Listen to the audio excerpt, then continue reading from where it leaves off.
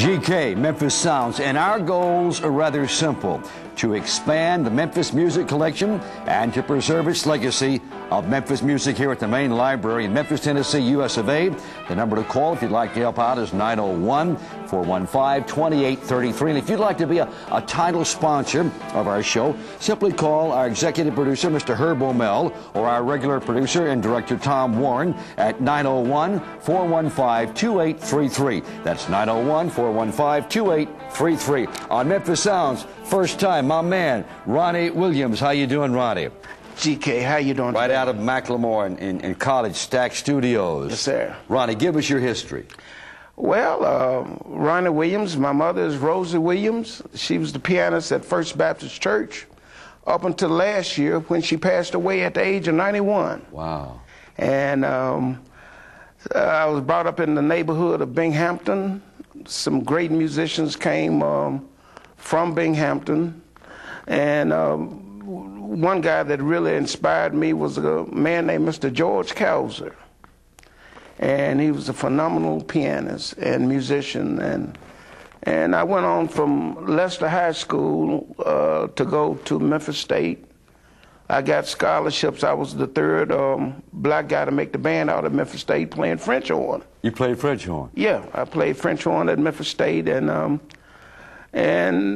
playing in the orchestra out at Memphis State in the stage band. I was at the right spot at the right time. I was playing in churches all the time. Then I got heard from playing with groups like Johnny London and the Rockets.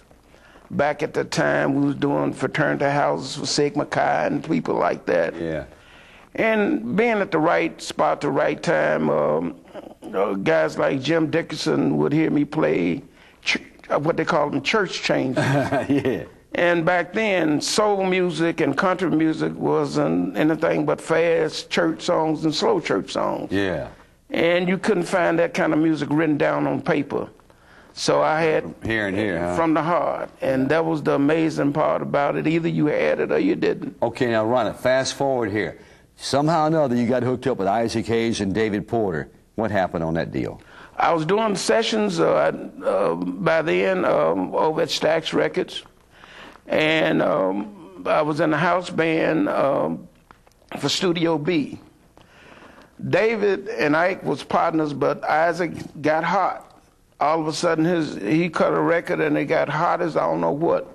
They had all these artists that they needed to produce, and Isaac had an opportunity to go on the road to make the real big bucks and have his entourage and be like Elvis. Yeah. With a whole bunch of people. And so I was at the right spot at the right time, and I could feel that need of telling everybody what to do in the studio, what to play, how to play it, to be creative in writing songs, to understand all the techniques that it takes to be a producer. Those were golden times, right? Oh, yes. I wish those times were here now where we could show young people the art of producing and writing creative music from a blank screen. Are you with the Bo Keys now?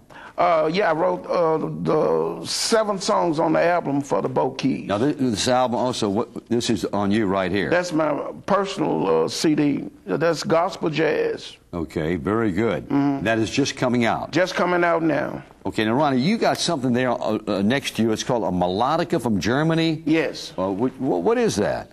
It's a German instrument that in Germany and overseas it's a big deal. In America, people are just finding out about it.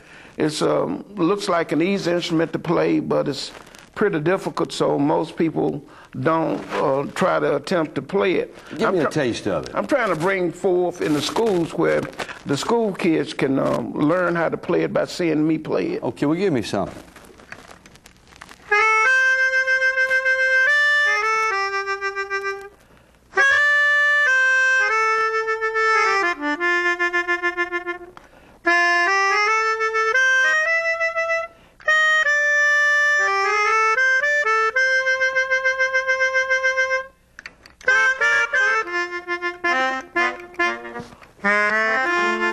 All right, my man. Ronnie, you the best, babe. Thank you. Ronnie Williams, a dear friend of ours. We wrote some songs together. Ronnie used to hang his hat at Stax Records. He's all over Memphis these days. Good luck to you on this new CD. Thank you. Thank you. Ronnie Williams on Memphis Sounds with GK.